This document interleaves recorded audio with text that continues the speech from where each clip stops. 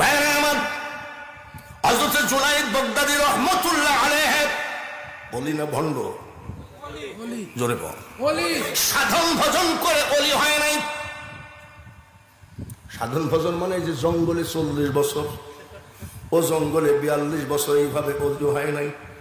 Junaid Baghdadi রহমাতুল্লাহ আলাইহি ছিলেন কুস্তিবীর, জিন্দেগিতে তাকে কেউ হারাইতে পারে নাই। বিশ্ববিখ্যাত কুস্তিবীর জুনায়েদ বাগদাদী রহমাতুল্লাহ আলাইহি 50,000 টাকা বাজেট। 50,000 কত বাজেট?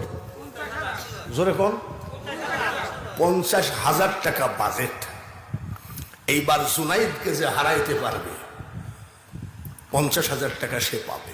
কিন্তু জুনায়েদ তো বিশ্ববিখ্যাত, ওকে ওকে কি বলে, হারানো তো সমস্যা। জুনায়েদ বাগদাদীর তর্ক, 50,000 টাকা বাজেট, গায়ে নাই মাংস, শুধু হাড় কয়খান। সে বলছে আমি জুনায়েদকে হারাবো।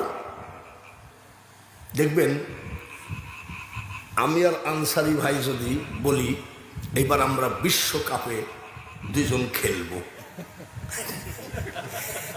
দেখবেন যে সাংবাদিক ওর বাড়িতেও যাবে, আমার বাড়িতেও যাবে। ভাই ভাই ভাই কিছু বলেন ভাই, আসলে বিশ্বকাপে যাচ্ছেন, আসলে আপনি আর বাঙালি জিতবেন তো? সাংবাদিকের ঠেলে ওর চার দোকানে বসার জন্য। তো জুনায়েদ বাগদাদীর সাথে একটা মরা মানুষ চ্যালেঞ্জ গ্রহণ করেছে, আমি খেলবো। চারিদিক থেকে সাংবাদিক লোকজন আসে, বাবাজি পারবেন তো? বলে ব্যাপার কি, গায়ে নাই মাংস, জীবনে খেলে নাই, খেলা দেখে নাই, আর সে বিশ্ব কুস্তিবীর জুনায়েদ বাগদাদীকে হারাবে কয় কি?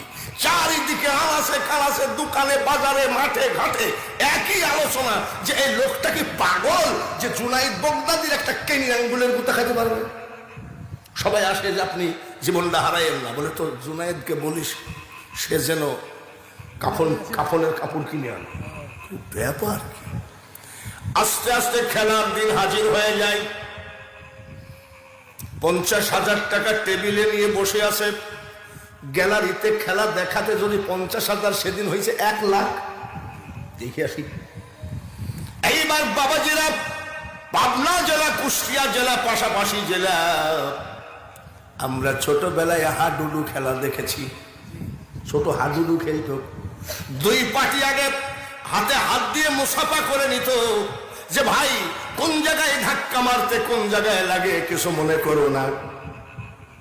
গ্যালারিতে লোকজন ভরা, 50,000 টাকা টেবিল নিয়ে বসে আছে বিশ্ব কুস্তিবীর জুনায়েদের সাথে।